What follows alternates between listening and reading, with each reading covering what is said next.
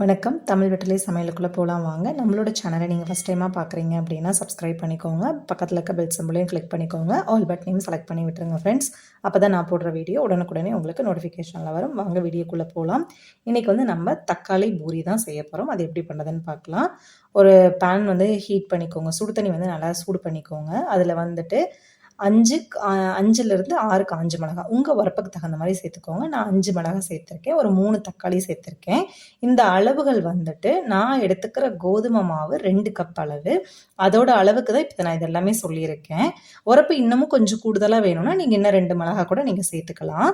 தக்காளியை மேலால் லைட்டாக கீரல் போட்டு விட்டுருக்கேன். கொஞ்சம் சுடு தண்ணியில் ஒரு 5 நிமிஷம் போல் அப்படியே விட்டுறலாம். அதுக்கப்புறமா மேலே அந்த தோலை நம்ம ரிமூவ் பண்ணணும். சூடோடு உரிக்க நமக்கு கஷ்டமாக இருக்கும். இந்த போல் நம்ம கீரல் போட்டுட்டோம் அப்படின்னா அது அழகாக உறிஞ்சு வந்துடும். நமக்கு டிஸ்டர்ப் இருக்காது உரிக்கிறதுக்கும். அதுக்காக தான் இந்த போல் லைட்டாக கீரல் போட்டு வச்சுட்டு தண்ணியில் நம்ம சேர்த்துருக்கோம்.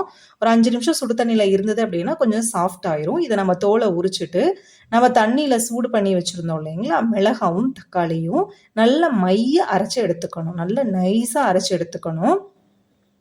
நல்லா மிக்சி ஜாரில் சூடு ஆறுனதுக்கு அப்புறமா சேர்த்துக்கோங்க.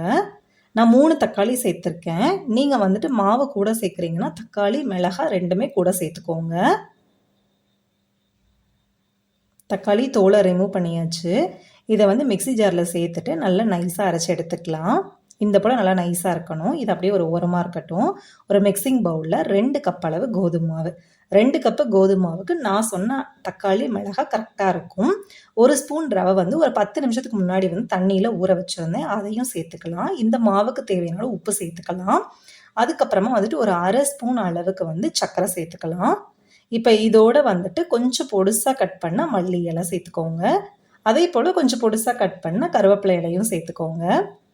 சேர்த்ததுக்கு அப்புறமா நம்ம அரைச்சி வச்ச தக்காளி மிளகாய் விழுதையும் உள்ளே சேர்த்துக்கலாம். சேர்த்திட்டு நம்ம இதை பிசைய ஆரம்பிச்சிடலாம். தண்ணி தேவைப்பட்டது அப்படின்னா கொஞ்சமாக தண்ணி தெளித்து நீங்கள் பிசைஞ்சுக்கோங்க.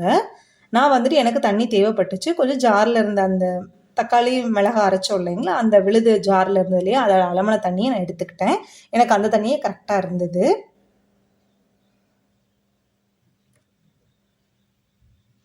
இதை நல்ல ஒரு சப்பாத்தி பூரி மாவு பதத்துக்கு நல்லா பிசைஞ்சு எடுத்துக்கலாம். நல்லா அழுத்தம் கொடுத்து பிசைஞ்சுக்கோங்க. ரவை சேர்க்கையில் நம்ம பூரி மாவு நல்ல கிறிஸ்பியாக இருக்கும். அதே போல் ப்ளஃபியாக இருக்கும். அதுக்காக தான் நல்லா சேர்த்து ஒன்று சேர திரண்டு நல்லா பிசைஞ்சு கொடுங்க. நல்லா கையில் மசிச்சு விட்டு நல்லா பிசைஞ்சிடலாம். இது ரொம்ப சூப்பராக இருக்கும். இதுக்கு தொட்டுக்கிறதுக்கு சைடிஷ் கூட எதுவுமே தேவையில்லை. அப்படியே வெறுமனே கூட சாப்பிட்டுக்கலாம். டக்குன்னு குழந்தைங்களுக்கு லஞ்ச் கட்டணும், காலைல டிஃபனுக்கு ரெடி பண்ணணும், கொஞ்சம் எழும்ப லேட் ஆயிடுச்சு அப்படிங்கிற பட்சத்தில் இது கண்டிப்பாக உங்களுக்கு கை கொடுக்கும்.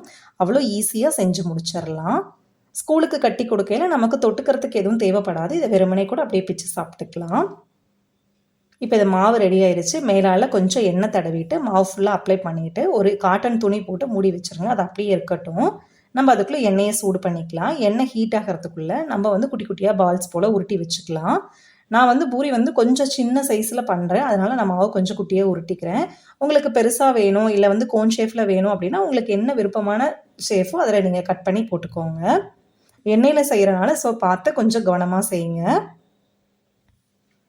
காலைல எழும்பினோடனே ஒரே டென்ஷனாக இருக்கும். டிஃபன் என்ன பண்ணுறது, குழந்தைங்களுக்கு என்ன லஞ்ச் கொடுக்க அப்படின்னு நம்ம யோசிச்சுக்கிட்டே இருப்போம்.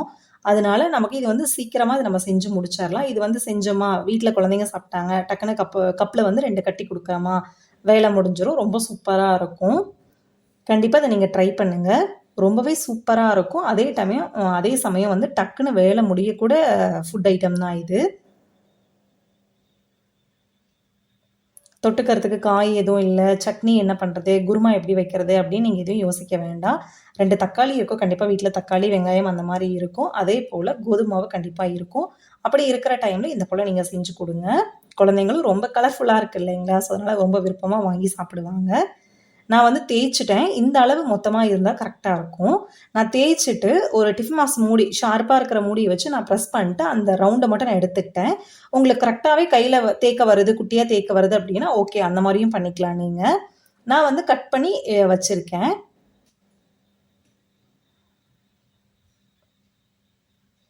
இதை போல் தேய்ச்சி நம்ம ஒரு பிளேட்டில் எடுத்து வச்சுக்கலாம். அப்போ தான் எண்ணெய் ஹீட் ஆனதும் நம்ம டக்கு டக்குன்னு போட்டு எடுக்க சௌரியமாக இருக்கும். இதெல்லாம் தேய்ச்சி முடிச்சாச்சு. இப்போ எண்ணெய் காஞ்சிருச்சான்னு செக் பண்ணலாம். எண்ணெய் நல்லாவே காஞ்சிருச்சு. இப்போ நம்ம திரட்டி வச்ச மாவுகளை நம்ம உள்ளே சேர்த்து பூரியாக பொரிச்சு எடுத்துக்கலாம். எண்ணெயில் செய்கிறனால பார்த்து கவனமாக செய்யுங்க. அவ்வளோதான் ஃப்ரெண்ட்ஸ், நம்மளோட தக்காளி பூரி வந்து ரெடி ஆயிடுச்சு. பேரே நல்லா டெம்ப்டிங்காக சூப்பராக இருக்குது பாருங்கள். கண்டிப்பாக இதோட டேஸ்ட் அல்டிமேட்டாக இருக்கும். நீங்கள் ஒன்ஸ் செஞ்சுட்டிங்கன்னா அகைன் வந்து நீங்கள் ப்ளைன் பூரி செய்யவே மாட்டீங்க. இதை தான் நீங்கள் செய்வீங்க. அதுவும் இதுக்கு வந்து நான் கூட வந்து தொட்டுக்கிறதுக்கு தேங்காய் சட்னி பண்ணியிருந்தேன். அவ்வளோ சூப்பராக இருந்தது. எஸ்பெஷலி நான்வெஜ் சிக்கன் கிரேவியும் ரொம்ப சூப்பராக இருக்கும் இதுக்கு தொட்டுக்கிறதுக்கு. எதுவுமே இல்லைன்னா கூட ப்ளைனாக சாப்பிட்றது கூட அவ்வளோ டேஸ்ட்டாக இருக்கும். கண்டிப்பாக இந்த தக்காளி பூரியை ட்ரை பண்ணுங்கள். எப்படி இருக்குன்னு சொல்லிட்டு கமெண்ட் பண்ணுங்கள். நம்மளோட சேனலை சப்ஸ்கிரைப் பண்ணிக்கோங்க. தேங்க்யூ.